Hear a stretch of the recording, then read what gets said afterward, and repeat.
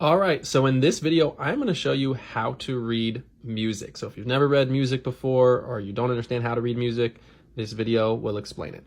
So the first thing I have here is a little chart. So on this chart, we have our treble clef symbol, which is where our right hand reads. So our right hand reads all the notes up here. And this is our bass clef symbol. Our left hand reads all the notes down here.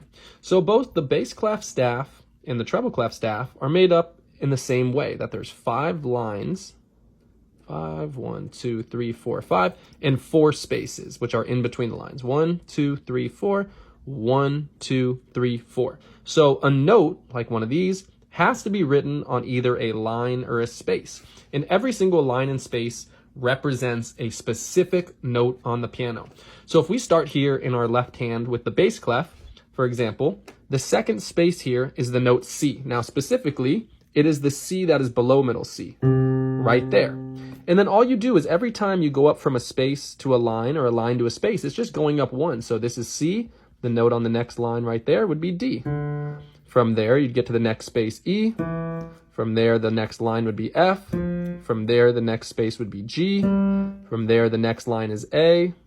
From there, you go above the line, which is now a space, which is B. And then you go up 1 more, and you get to a note that has a line through it. That's because we need to keep the line and space pattern going. So this is the line.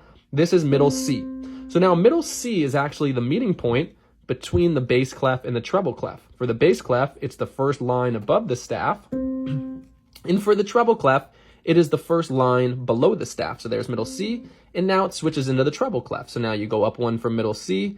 Below the first line on that space is D. Above that is E on the line, and so on and so forth. There's F on the first space, G on the second line, and it keeps going up, and you can keep going up. So that C there, it just keeps going in order. A, B, that C would be the next C on the staff. So that is how we determine which note we need to play, right? It's based on which line and which space, and whether it's the bass clef or the treble clef. So if we look at an example here, we'll put that to the side for now. Here's a little song that I have. Now, within the song, there's some things to recognize. See, we see our treble clef, we see our bass clef, right? So remember, right hand reads the top, so I'll put RH, right hand, and left hand reads the bottom.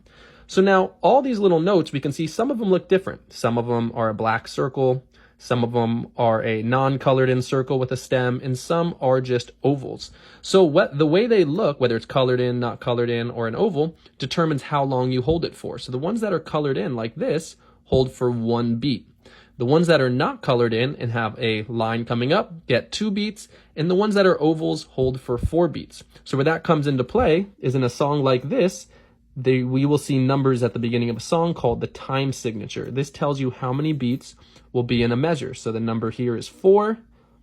So there are 4 beats in a measure, and we can do some math. 1 plus 1 plus 1 plus 1 equals 4. 1 plus 1 plus 1 plus 1 equals 4, and then we have a measure line to create a new measure. So now within this first measure, this note here in both the right hand and left hand would be beat number 1 out of 4. There's 4 beats in a measure.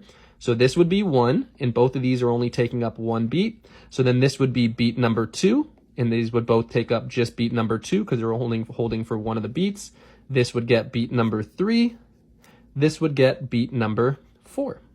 Now they're all quarter notes, so they all get 1, so they'll play all together. Now in this measure, we see our left hand, there's all the oval notes for 4. So your left hand is going to hold for all 4 beats, while your right hand is going to play this note on beat 1, this note on beat 2, and then this one holds for 2 of them, so it's going to get the 3rd beat and the 4th beat, right? So this one's going to hold for both, while this one plays on number 1 and holds throughout. So we have to count the rhythms in the right hand and the left hand, but they will match up and both will add up to 4.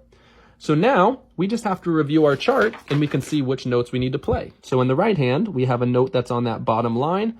We can see from here, that's the note E. So this would be E. This would also be E because it's on the same line there. This would also be E. And then this one with the little line through it, as we saw, is middle C. In our left hand, we can do the same. We're on the second space, so that is C. This one is on the 3rd space, which is E. And then you can just count up the rest. So if that's E, then the line would be F, that would be G. And then it goes back to that same note E there. So if I played this now, here is what it would look like. 1, 2, 3, 4. 1, 2, 3, 4. All right, so that is the basics of how we read music. There's really only two things you need to think about, which is one, how long you hold the note down for, right? So how long, and that's determined by the way the note looks. And then the second thing is which note you play, and that is determined by which staff it is on, whether it's the treble clef staff or the bass, and then specifically which line or space it is on. And that is all you need to know for reading music. It will take time to memorize where all these notes are, but the nice thing is it goes alphabetically so you can learn how to count, right? So if we know that this one on the first line, like this one here, is E, and you're not sure what this one is, you just have to count. You know this one's E, so then the space would be F, so then that one would be G. So when you're going up the staff this way, you count alphabetically. If you're going down the staff, like from this note to this note, you would count backwards in the alphabet. So this would be G, the space would be F, the line would be E, so right below it would be D, and so on. So that is the basics of how you read music.